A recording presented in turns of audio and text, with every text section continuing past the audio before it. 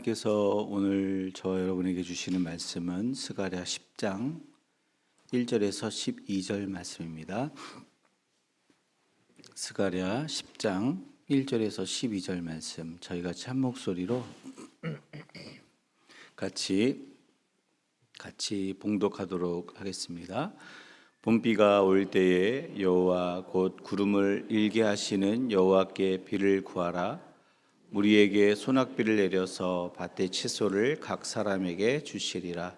드라빔들은 허탄한 것을 말하며 복술자는 진실하지 않은 것을 보고 거짓 꿈을 말한즉 그 위로가 헛됨으로 백성들이 양같이 유리하며 목자가 없으므로 곤고를 당하나니 내가 목자들에게 노를 바라여 내가 순염소들을 벌하리라.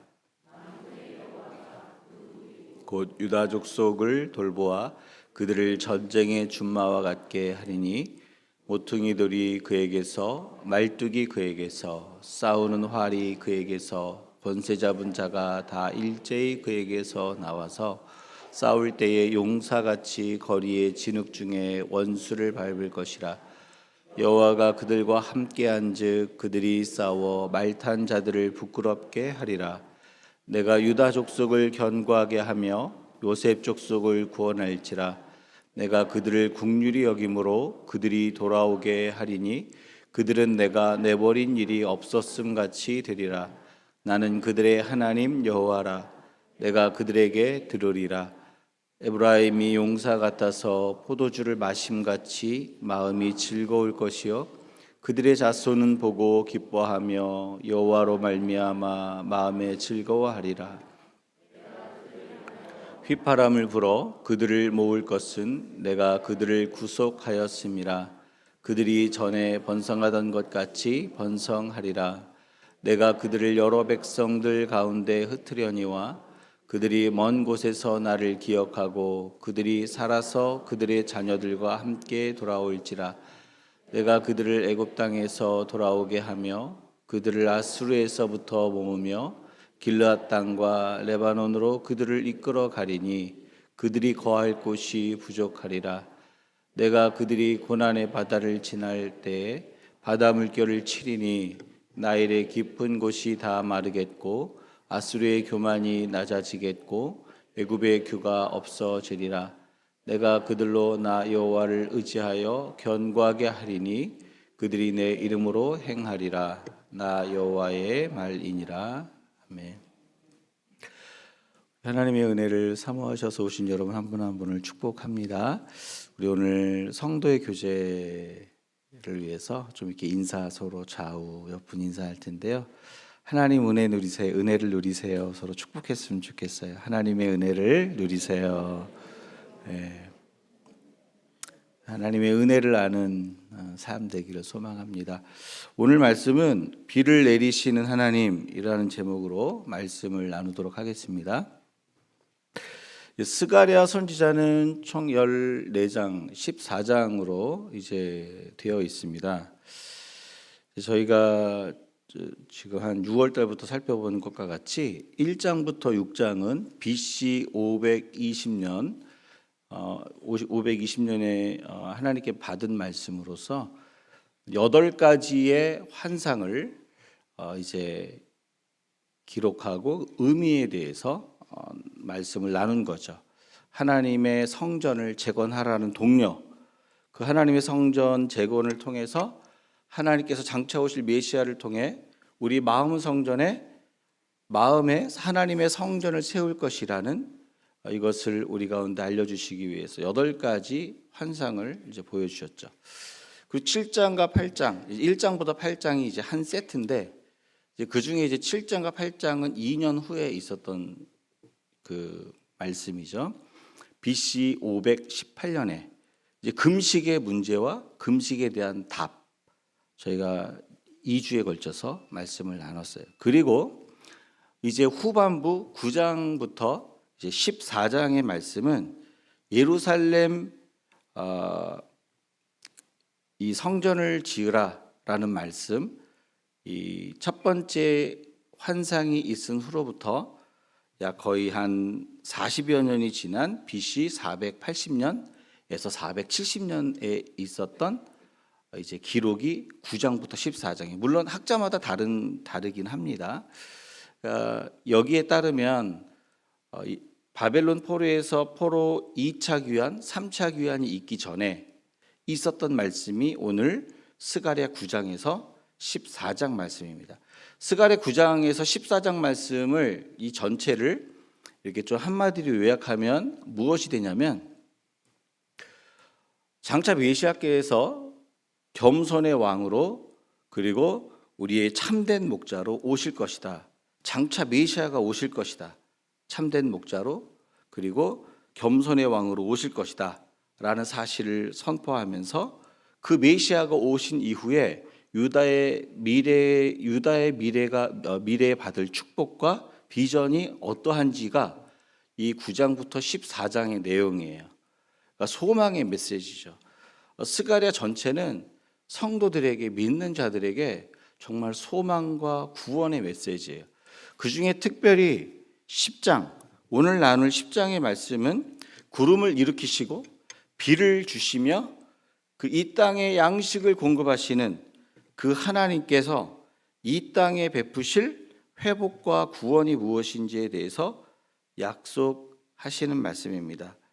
비와 육의 육신의 양식을 공급하신 하나님이 또한 이 땅에 회복과 구원을 주시는데 그 회복과 구원은 이 땅에 필요한 육의 양식뿐만 아니라 영의 양식을 또 육의 회복뿐만 아니라 삶의 회복뿐만 아니라 영적 회복을 약속하시는 말씀이 오늘 비를 내리시는 하나님에 나타나 있습니다. 먼저 이 땅에 비를 주시는 하나님을 통해 알 수 있는 사실이 있죠. 우리 1절 말씀을 같이 함께 읽도록 하겠습니다. 같이 읽습니다. 봄비가 올 때에 여호와 곧 구름을 알게 하시는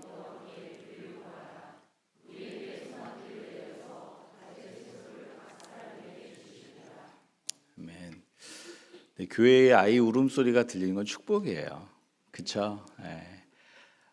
하나님이 우리 노년의 어른들을 주시고 아이 울음소리를 주셔서 모든 세대가 가득한 건 축복입니다.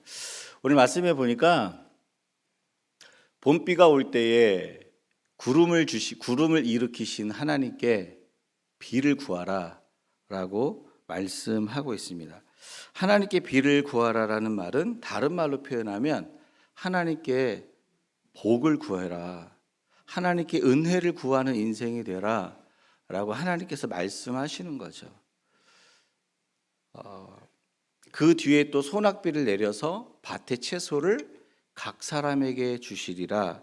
이 말씀은 열매 맺지 못하는 땅을 회복시키시고 구원을 주시겠다라는 의미의 말씀이에요. 그러니까 저와 여러분을 향해서 하나님께서 하나님께 은혜를 구하고 복을 구하는 인생이 되고 그리고 하나님께서 비를 내리셔서 우리의 인생을 회복시키시겠다. 메마른 땅, 열매 맺지 못하는 땅을 회복시키시겠다라고 말씀하시는 거죠. 왜냐하면 구름을 일으키시고 비를 주시고 우리에게 양식을 주시는 것은 하나님께만 속한 일이에요. 하나님만 하실 수 있는 일이에요. 그래서 여호와께 비를 구하라는 것은 하나님께 복을 구하고 은혜를 구하라는 말이고 여호와께서 밭에 소낙비를 내려서 밭에 채소를 주시겠다라고 말씀하시는 것은 회복과 구원을 약속하시는 거죠. 때문에 이 땅에 비를 주시겠다는 말씀을 통해 하나님이 회복과 구원을 주시는 하나님이라는 사실을 선포하고 있습니다. 그런데 여기서 우리가 단순히 하나님이 비를 주시겠다라는 이 말을 이 땅에 물리적으로 비를 주시겠다는 말로 제한할 필요는 없어요.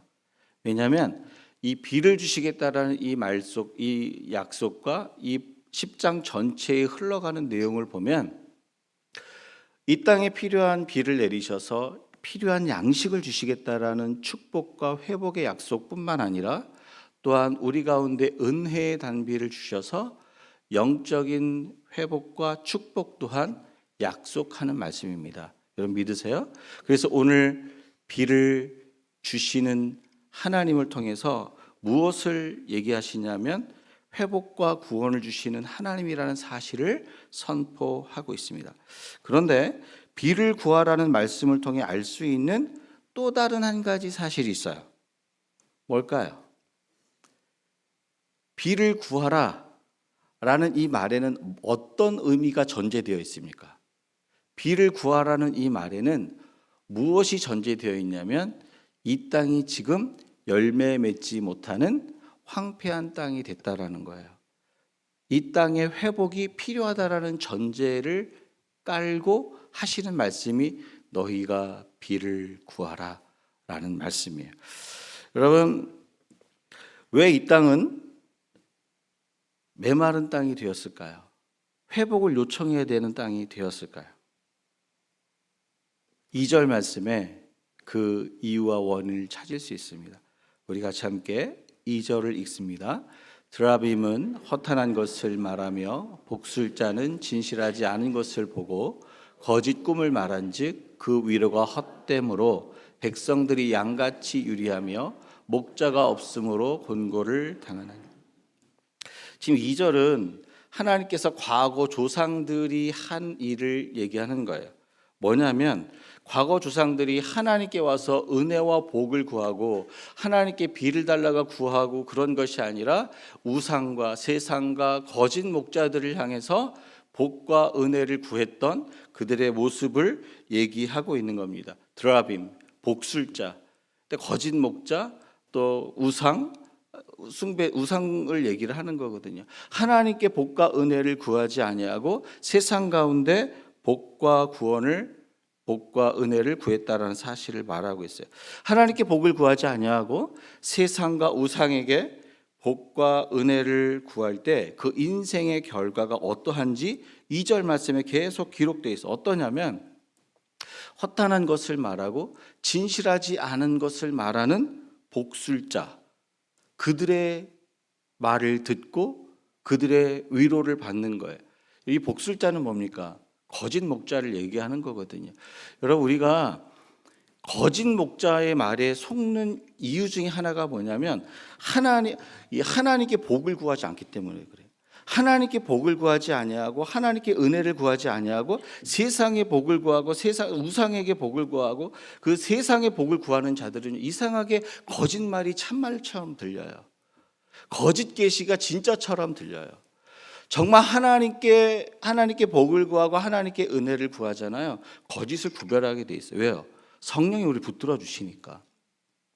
근데 과거 조상들이 얘기를 하는 거예요. 그들이 하나님께 여호와께 복을 구하지 않냐고 은혜를 구하지 않냐고 세상에 가서 세상의 유력자들에게 가서 복을 구하고 사람에게 줄을 서며 그들을 의지하며 물질을 의지하며 그런 삶을 살았다라는 거죠. 여러분께 하나님께 복을 구하지 않음으로 인해서 그들이 거짓과 허탄한 말을 얘기하는 거짓 목자들에게 속는 인생이 되는 거예요. 거짓 목자들에게 속는 것으로 끝나면 다행인데 그 거짓 목자들에게 속는 인생이 되면 어떤 일이 벌어집니까? 거짓 꿈을 말한즉 그 위로가 헛됨으로 백성들이 양같이 어떻게 해요? 유리해요. 유리하고 방황하는 거예요. 여러분, 인생이 유리하고 방황하는데 내 인생과 삶을 이 땅의 삶을 경작하는 게 온전하게 이루어지겠습니까? 삶이 황폐해지고 메마른 땅이 되고 메마른 인생이 되는 거죠. 하나님께 복을 구하지 아니하고 세상의 복을 구하는 자들은요, 이와 같이 메마른 땅, 메마른 인생이 된다라는 거예요. 너희의 과거 조상들이 그와 같이 했기 때문에 메마른 땅이 되었다라고 말씀을 하시는 거예요.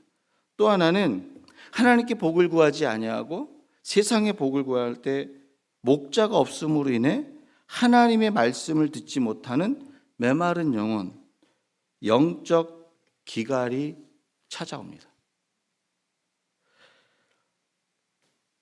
아모스 8장 11절 말씀해 보니까 올려줘 보시겠어요? 같이 한번 읽어보실까요? 양식이 없어서 주림이 아니며 물이 없어 가람이 아니요 말씀을 듣지 못한 기갈이라. 이 세상의 기근이 두 가지가 있는데 이 땅의 기근, 육적 기근이 있죠. 양식을 구하지 못하는 육적 기근도 있지만 영적 기근도 있다라는 거예요. 왜요? 하나님의 말씀을 듣지 못함으로. 왜 듣지 못합니까? 세상의 복을 구하기 때문에, 세상에서 은혜를 구하기 때문에, 세상에서 뭔가 얻을까? 하나님께 복과 은혜를 구하지 않냐고 세상의 복을 구할 때 하나님의 말씀이 들리지 않는 거예요. 오히려 거짓말이 진짜처럼 들리는 거예요. 하나님 물어보세요. 저와 여러분은 누구에게 은혜와 복을 구합니까? 하나님께 은혜와 복을 구할 수 있기를 주의 이름으로 축원합니다. 실수하고 넘어졌어도, 혹 연약함이 있어도, 혹 죄를 지어서 실수를 했다 할지라도 하나님 앞에 가서 복을 달라고 하시고 은혜를 달라고 하세요. 나 주께 왔사오니 복 주시옵소서. 찬송가도 있잖아요. 그래야 하나님 일을 하시기 시작하시죠. 하나님께 복과 은혜를 구하지 않을 때 나타나는 두 가지 사실을 발견할 수 있는데, 첫 번째가 메마른 땅과 인생이 되는 거예요. 두 번째가 말씀을 듣지 못하는 영적 곤고함이 있다는 것입니다.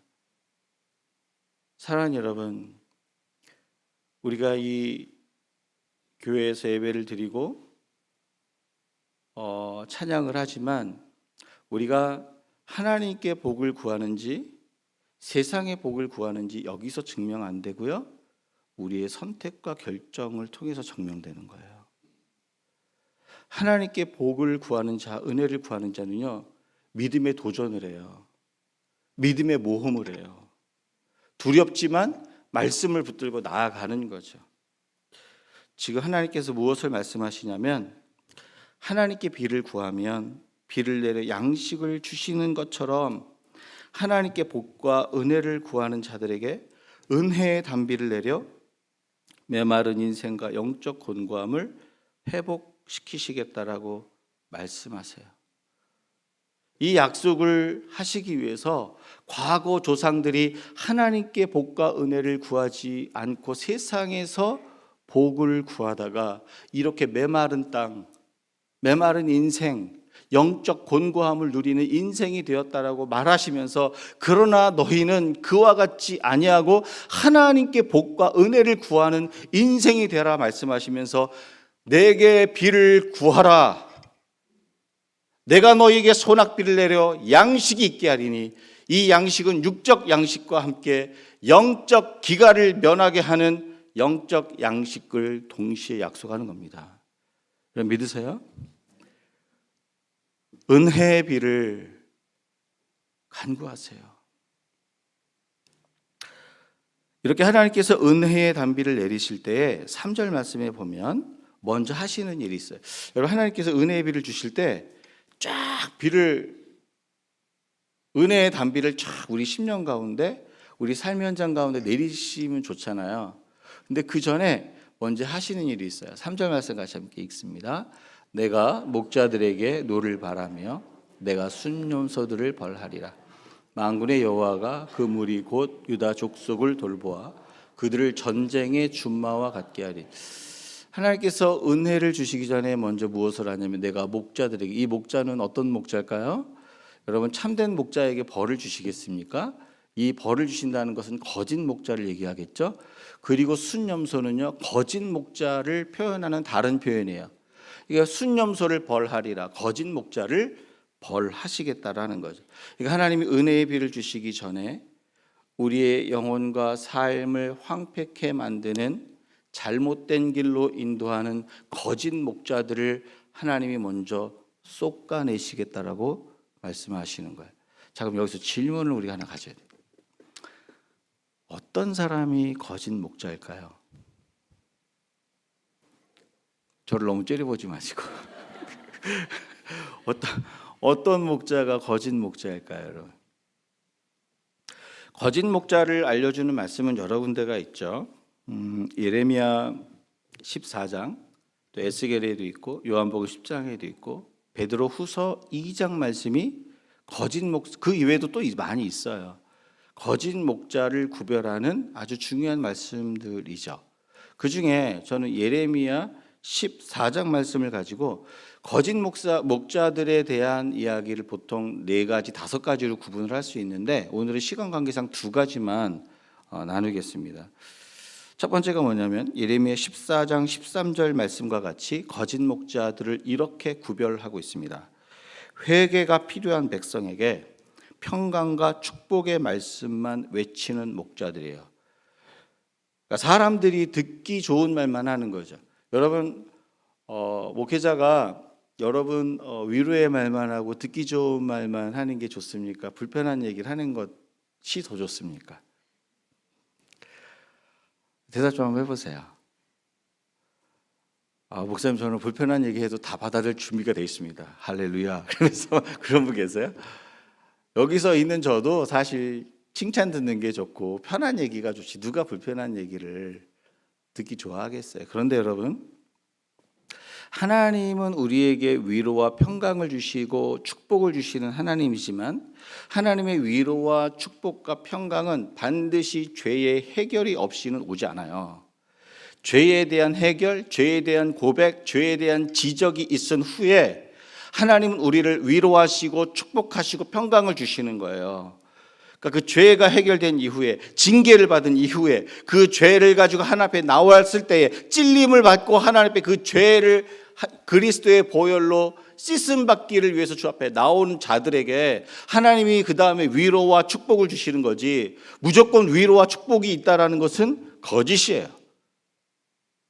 믿으십니까?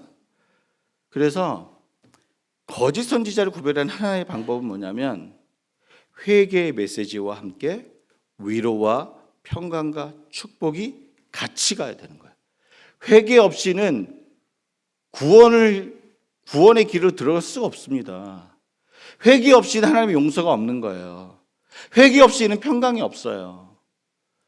하나님 우리의 죄를 지적하시는 이유는 우리를 망하게 하시기 위해서가 아니라 위로와 평강과 축복을 주시기 위해서 죄를 지적하시는 거예요. 불편한 마음을 들게 하시는 거예요. 여러분 믿으십니까? 이걸 반드시 붙드셔야 돼요. 회개 없이는 용서가 없는 거죠. 두 번째 거짓 목자의 특징은 예레미야 14장 14절에 나와 있는데 이 거짓 목자는 거짓 계시와 헛된 것을 말하는 거예요. 그러니까 하나님께 받은 말씀이 없는데 내가 하나님의 말씀 받은 것처럼 하나님의 말씀을 해석한 것처럼 얘기해요. 이 거짓 계시와 이 이론을 얘기하는 사람들은 2가지 모습이 있는데 첫 번째는 뭐냐면은 현상을 계시의 말씀과 묵시의 말씀과 연결시켜서 억지로 해석해내는 거예요. 그러니까 여러분 현상을 자꾸 말씀에 끼워 맞히는 것은 건강한 해석이 아니에요. 그것을 옳은지 아는지는요 너무 어려우면 관주 성경을 통해서 볼 수도 있고 주석학자들을 통해서 확인을 하면 수많은 학자들이 확인하는 그 범위 안에서 우리가 충분히 움직일 수가 있어요. 여러분 제가 80년대에 무슨 일이 있었냐면 그 유럽연합 EU 있죠. 10개국이 있었을 때가 있어요. 그때 그 EU를 요한계시록의 어떤 요한계시록과 연결하면서 뭐라 그러는지 아세요? 짐승 가운데 10개 뿔 달린 그 짐승 있죠. 그 짐승 가운데 10개 뿔 달린 그 짐승을 EU라고 해석하는 해석학자가 정통 개신교 안에 많이 있었어요. 80년대에.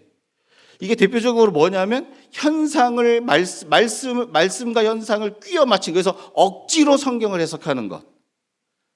몰라서 그랬으면 용서하면 되지만 알면서도 계속 이것을 하는 것은 거짓 목자입니다.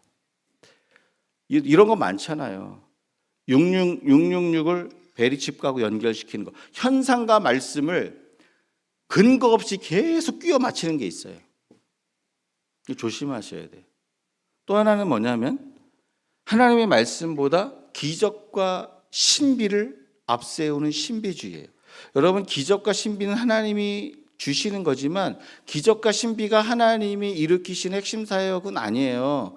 기적과 신비를 하나님이 주시지만 그걸 통해서 말씀을 신뢰하고 약속을 신뢰할 수 있도록 도구로 사용하는 거예요. 그런데 기적과 신비가 전부인 사람들은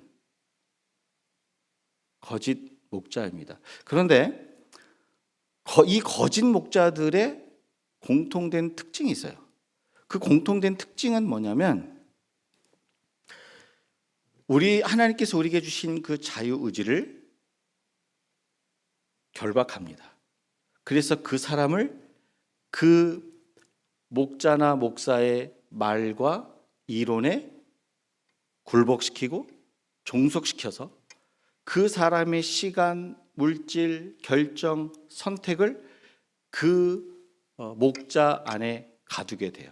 그러니까 결박하는 거예요. 그 사람을 조정하게 되는 문제가 있는 거죠.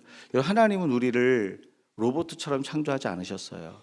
우리를 찾아오실 때도 이렇게 얘기하시잖아요. 누구든지 내 음성을 듣고 문을 열라고 부탁을 하시지 문을 부시고 들어오시는 분이 아니에요. 내가 하나님이거든. 이렇게 오시는 분이 아니에요. 그렇죠? 우리의 자유의지를 인정하시고 우리의 자유의지를 마음껏 사용해서 하나님을 사랑하게 하시는 인격적 하나님이에요. 근데 거짓 목자는 그렇지 않아요. 그래서 하나님께서 이 시간 우리 가운데 은혜의 단비를 내려주실 때 이 거짓 목자와 그 거짓 목자들의 가르침을 솎아내시는 일을 하시겠다. 어떻게 솎아내실까? 어떻게 심판하실까요? 직접적 심판이 있고요. 주님이 오심으로 인해서 그 자체로 심판이 되는 게 있어요. 그 직접적 심판은 뭐냐면 여러분 신명기 13장에 보면은 이스라엘 백성들이 가나안 정복할 때에 거짓 선지자 발람이 심판당하는 장면이 나오죠. 그 이스라엘을 저주하지 말라고 하는 분명히 말씀하셨는데 그 저주하잖아요. 자기의 이익을 위해서. 그를 심판하죠. 또 예레미야 28장에 보면 하나냐라는 선지자가 있어요. 예레미야와 이제 이렇게 서로 이렇게 갈등을 일으켰는데 예레미야는 바벨론에 의해서 멸망한다는 하나님 말씀을 선포하였고 하나냐는 이 바벨론 2차 침공이 끝난 후에도 여전히 하나님이 평강을 주신다. 저들의 멍에를 꺾어버리고 우리를 살게 하신다라는 거짓 예언을 합니다. 그 해에 하나냐가 죽게 되죠. 직접적 심판이죠. 그리고 마지막 날 하나님께서 베드로후서 2장과 계시록에 보면 그 거짓 목자들을 심판하시겠다라고 말씀하셨어요. 그런데 이런 직접적인 심판 이외에도 중요한 심판이 있는데 그것은 뭐냐면 메시아 되신 예수님이 우리 마음 가운데 우리 가운데 오시는 것으로 거짓 목자는 심판을 당해요. 왜 그런지 아세요? 예수님이 오시면 길과 진리와 생명 되신 예수님께서 우리를 진리 가운데로 인도하십니다. 그래서 그 진리 가운데로 인도하시기 때문에 가짜를 분별해내는 거예요. 그러니까 주님이 우리 마음 가운데 오시는 그 자체가 거짓 선지자, 거짓 목자가 설 자리를 잃게 만드는 거예요. 그게 심판이죠. 진짜가 오면 가짜가 버틸 수 있습니까? 못 버팁니까? 여러분 거의 진짜 같은 짝퉁 가방 이렇게 딱 들고 있는데 진짜 가방을 누가 딱 들고 왔어. 그러면 자신 있게 짠 하고 나타냅니까? 뒤로 숨깁니까? 여러분이 한번 결정해 보세요. 숨기죠. 왜요? 나는 알거든. 짜가라 그러나요? 짜가. 진짜 앞에서 가짜는 설 자리가 없는 거예요. 그런데 그거 우리가 분별이 안 되거든요. 진리의 영이신 성령님, 그 성령님을 보내주시는 예수 그리스도가 우리 가운데 오실 때 그 거짓 가르침과 거짓 목자는 설 자리가 없는 거예요. 왜? 분별이 되거든요. 그래서 심판을 받는 거예요.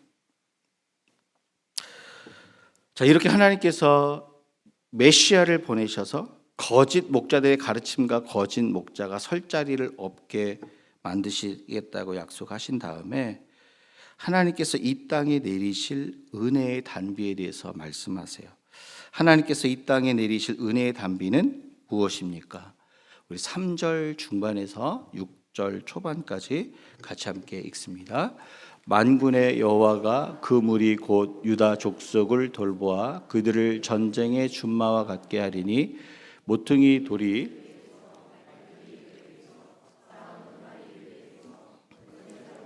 다 일제히 그에게서 나와서 싸울 때의 용사같이 거리의 진흙 중에 원수를 밟을 것이라. 여호와가 그들과 함께한즉 그들이 싸워 말탄 자들을 부끄럽게 하리라. 내가 유다 족속을 견고하게 하며 유다 족속을 구원할지니라. 다시 이 3절 말씀에 보니까 하나님께서 유다를 향해서 유다 족속을 돌보아 그들을 전쟁의 뭐와 같이 만든다고 하셨어요? 준마와 전쟁의 준마. 그 전쟁터를 달리며 그 싸움에 능하며 승리를 주는 전쟁의 준마와 같이 유다 족속을 사용하시겠다고, 세우시겠다고, 승리와 구원을 약속하시죠. 그런데 유다의 현실은 그렇지 않았죠? 이게 가능할 수 없는 상황이에요. 왜냐하면 유다는 당시에 그 팔레스타인에서 여전히 페르시아의 속국으로 살고 있는 약소국이었어요. 좌우에서 치면 그 침을 당하는 그런 연약한 모습을 갖고 있었던 그 모습이 유다였어요. 또한 유다는 거짓 목자들에 의해서 유린당하고 방황했던, 쓰러지고 넘어져 있는 연약한 존재가 유다입니다. 그런데 이 유다를 하나님께서 뭐라고 얘기하시냐면 전쟁의 준마와 같이 세상을 이기는 자가 되게 하겠다고 말씀하고 계세요. 이게 가능합니까? 저와 여러분이 대답을 하셔야 돼요. 이렇게 연약한 자가 전쟁의 준마가 될 수 있겠습니까? 승리와 영광을 누릴 수 있겠습니까? 예, 가능합니다. 어떻게 해요? 이렇게 말씀하세요. 모퉁이 돌이 그에게서, 말뚝이 그에게서, 싸우는 활이 그에게서, 권세 잡은 자가 다 일제히 그에게서 나와서. 여기 그에게서는 누굴까요? 유다예요. 유다가 연약하고 지금 부족함에도 불구한 존재인데 그에게서 뭐가 나옵니까? 모퉁이 돌이 나와요. 건축물의 기초돌인 모퉁이 돌, 말뚝이 나와요. 장막을 세우는 장대, 받치는 장대, 싸우는 활, 일반적으로 사람에게 사용하지 않죠. 보통 신의 전쟁에 사용하는 표현이죠. 권세 잡은 자, 호를 잡은 자, 누구를 얘기할까요? 메시아가 나온, 누구에게서? 유다에게서 메시아가 나오는 거예요. 메시아가 유다에게 온다는 거죠. 여러분, 메시아가 유다에게 와서 오심으로 인해 5절에 보니까 용사같이 싸우시며 원수를 밟을 것이며 말탄 자를 부끄럽게 하고 유다와 요셉 족속을 구원할지라. 이렇게 얘기하고 있어요. 그러니까 여러분, 유다가 전쟁의 준마가 되는 이유는 뭐냐면 메시아가 그들 가운데 오셔서 원수를 밟고 그들을 구원하시기 때문에 그래요. 근데 여기서 메시아가 오셔서 유다 가운데 오셔서 원수를 밟을 것이라는 표현을 우리가 함께 생각해 볼 필요가 있어요. 원수 사단은 어떤 존재입니까, 여러분? 원수 사단은 어떤 존재이냐면 죄와 염려와 탐심으로 하나님의 사랑에 반응하지 못하게 만들어, 죄에 묶여있게, 우리의 마음이 죄에 묶여있게 만들어. 그게 우리의 원수 사단이 하는 일이죠. 또한 거짓 계시와 이론을 통해 진리에 반응하지 못하게 만들어요. 무슨 말을 하는 거냐면 원수 사단은요, 우리 마음을 굳은 마음으로, 딱딱한 마음으로 죄에 딱딱하게 굳어서 사랑에 반응하지 못하게 만들고, 세상의 염려와 두려움과 세상의 어떤 것에 사로잡혀서 딱딱하게 굳어서 진리에 반응하지 못하는, 딱딱하게 굳어버린, 말씀이 역사하지 못하는 마음으로 만드는 역할을 하는 게 사단, 우리의 원수 사단이 하는 일이라는 거죠. 때문에 예수께서 원수의 권세를 십자가의 보혈로 결박하시고 원수가 딱딱하게 만들어 우리의 마음을 딱딱하게 만들었던 그 굳은 마음을 의를 비같이 내리셔서 우리의 마음을 기경하시는 게 원수를 밟고 우리를 구원하시는 거예요. 오늘 이 땅에 비를 내리시겠다라는 하나님의 말씀을 통해서 주님은 의를 비같이 메시아를 보내셔서 의를 비같이 내리셔서 그 원수가 우리의 마음을 단단하게 만들었던 그 땅을 부드럽게 기경하시고 원수의 권세를 결박하시겠다라고 말씀하시는 겁니다. 여러분, 호세아 10장 12절 말씀 우리 같이 한번 읽어볼게요. 같이 읽습니다. 너희는 묵은 땅을 기경하라. 지금이 곧 여호와를 찾을 때니 마침내 여호와께서 오사 공의를 비같이 너희에게 내리시. 여기서 묵은 땅은 뭘까요? 굳은 땅은 어떤 땅을 얘기할까요? 농작물을 심는 땅입니까?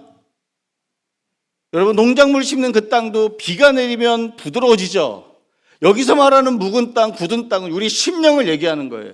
이 심령을 기경하기 위해서 하나님이 하시는 일이 뭡니까? 하나님이 오사, 주께서 우리 가운데 오사 의를 비같이 너희에게 내리시리라. 하나님께서 의를 비같이 내리시면 우리의 묵은 땅과 굳은 땅이 마음이 기경되는 거예요. 마찬가지로 예수님이 오신 이유는 원수의 권세를 밟고 원수들에 의해 굳어버린 우리의 묵은 땅을 기경하기 위해서입니다.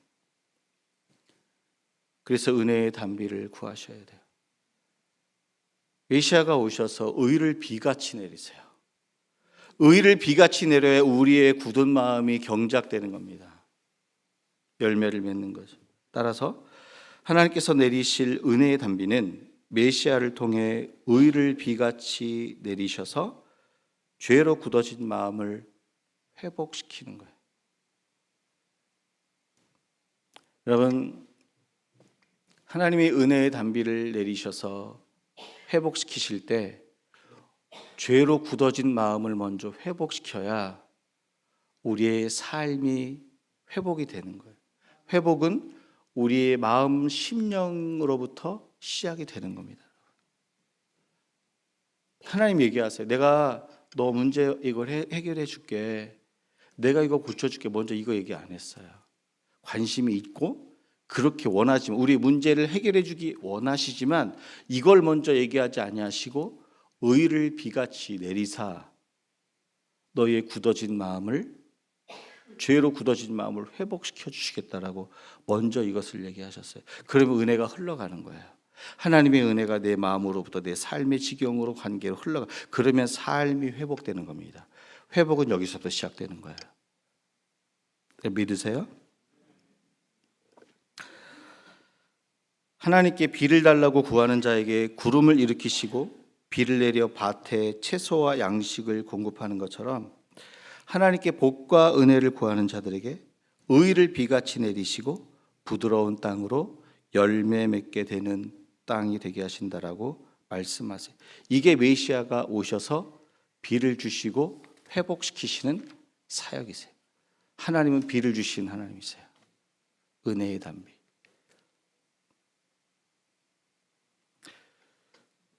제가 막 빈들의 마른 풀같이 막 찬송가 막 부르고 싶은데 빈들의 마른 풀같이 시들은 나의 영혼 성령 간절히 기다리네 가물어 메마른 땅에 단비를 내리시듯 성령의 단비를 부어 새 생명 주옵소서. 은혜의 단비가 내리길 주의 이름으로 축원합니다. 마지막으로 비를 내리신 하나님께서 약속하시는 구원의 모습은 어떤 모습일까? 우리 6절과 8절, 9절 말씀을 같이 읽습니다. 내가 유다 족속을 견고하게 하며 요셉 족속을 구원할지라. 내가 그들을 긍휼히 여김으로 그들이 돌아오게 하리니 그들은 내가 내버린 일이 없었음 같이 되리라. 나는 그들의 하나님 여호와라. 내가 그들에게 들으리라. 내가 그들을 향하여 휘파람을 불어 그들을 모을 것은 내가 그들을 구속하였음이라. 그들이 전에 번성하던 것 같이 번성하리라.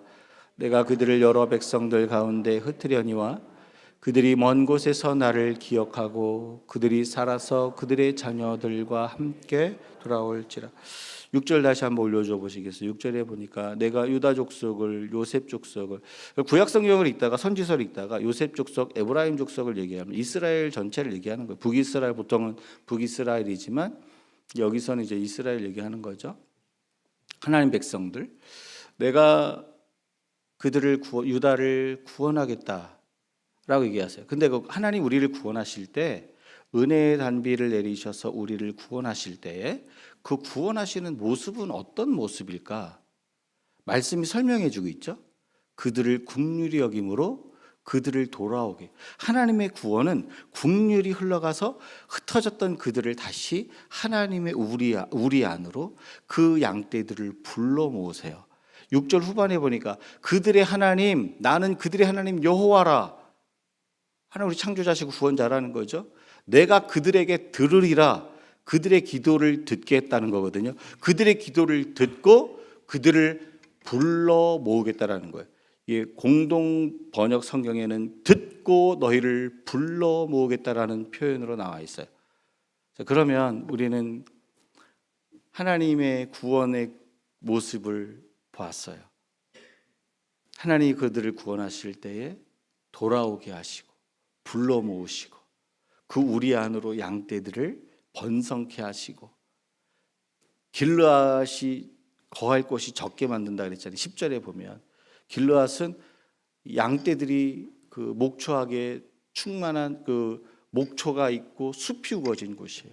그곳으로 하신다라는 거예요.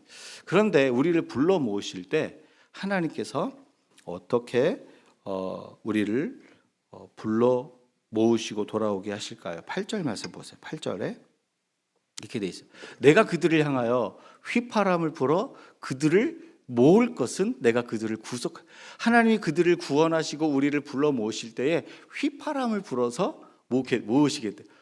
너무 시청각적인 표현 아니에요? 어떻게 보면 문학적인 표현이죠. 뭐가 생각나세요? 목자가 양떼를 향해서 휘파람을 휙, 저는 이거 휘파람 못 불러요 잘. 그래서 휘파람을 휙 부르면 그 음성을 듣고 양떼가 그 우리 안으로 오는 거지. 목자에게로 오는 거죠. 그러니까 우리를 구원하시기 위해서 불러 모으실 때 그 음성을 알아듣게 하셔서 불러 모으시겠다. 예전에는 주의 음성 알아듣지 못했어요. 주님이 불러도 몰랐어요. 주님이 불러도 듣지 않았어요. 근데 이 주님이 휘파람을 휙 불면 주님이시다 라고 알아듣는 거예요. 또 9절에 어떻게 그들을 불러 모으셔서 구원하십니까? 그들이 먼 곳에서 나를 기억하고 자녀들과 함께 돌아올지라. 하나님께서 징계하셔서 흩으셨는데 그들이 하나님을 기억하고 돌아오는 거예요. 뭘 기억할까요? 하나님과의 사랑, 하나님과의 있었던 그 추억, 나를 위로하시고 축복하시고 만져주시고 세우셨던 그 추억을 기억하고 돌아온다는 거죠. 무엇을 얘기합니까? 예수를 통해 은혜의 단비를 주시는 하나님은 은혜의 단비로 굳은 마음을 녹여 듣는 귀, 마음의 귀를 여십니다. 그래서 하나님의 휘파람 소리가 들리는 것, 하나님의 음성이 들리지 않는 것, 주의 음성이 들리지 않는 것, 우리를 부르신 주의 휘파람 소리가 들리지 않는 것은 마음이 딱딱하기 때문에 그래요. 은혜의 단비를 주셔서, 예수를 통해 은혜의 단비를 주셔서 우리의 마음을 부드럽게 하신 후에 하시는 건 뭐냐면 우리 마음의 귀를 여세요. 영적 귀를 여셔서 주의 음성을 주의 음성을 내가 들으니 사랑한단 말일세. 믿는 마음으로 주께 가오니 나를 영접하소서. 주의 음성을 듣잖아요. 우리의 마음이 기경이 되죠. 우리를 불러 모으실 때 그 휘바람을 음성을 알아듣게 하신다는 거죠.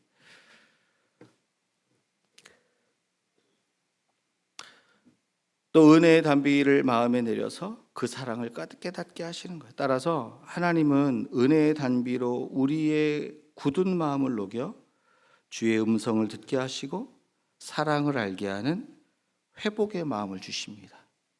이 회복의 마음으로부터 우리의 삶이 시작된, 우리는 회복이 문제가 해결되고 뭔가 내가 고민했던 게 해결되면 회복될 거라고 생각하잖아요. 근데 성경에서 말하는 회복은 그것도 회복인데 시작과 출발점이 항상 거기가 아니에요. 주의 음성을 알아듣는 마음, 주의 사랑에 젖는 마음이 되는 그 마음이 되었을 때 회복의 시작이 거기서 시작되는 거예요. 그게 흘러 넘치는 거예요. 흘러 넘치는 거, 빼앗기지 않고 나눠줄 수 있고.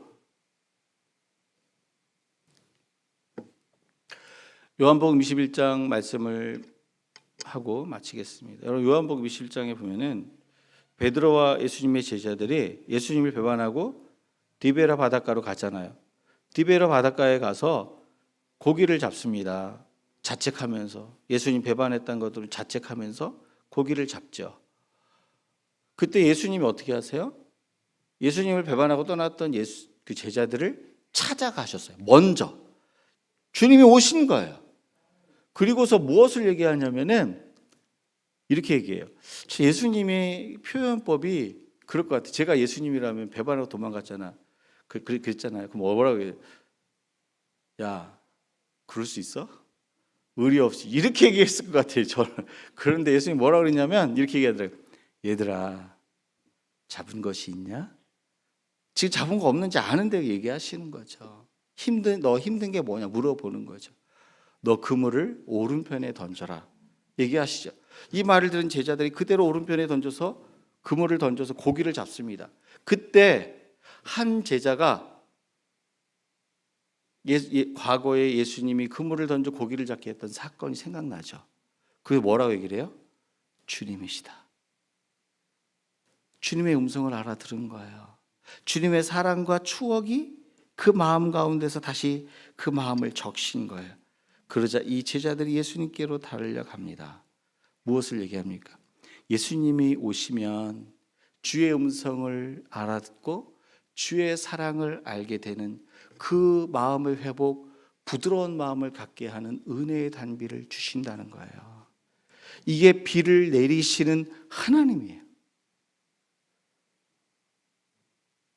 사랑하는 여러분, 하나님은 저와 여러분에게 비를 구하라고 말씀하셨어요.